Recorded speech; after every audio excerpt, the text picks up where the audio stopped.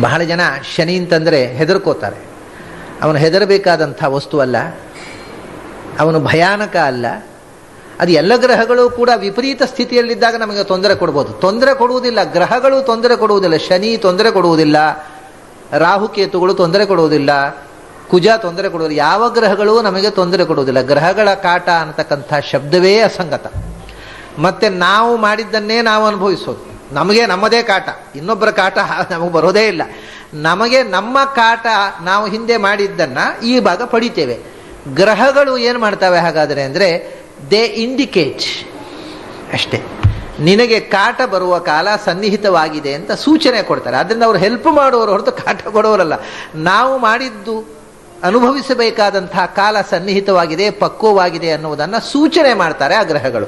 ಅವು ಬರೇ ಸೂಚಕಗಳು ಹೊರತು ನಮಗೆ ಕಾಟ ಕೊಡುವವರಲ್ಲ.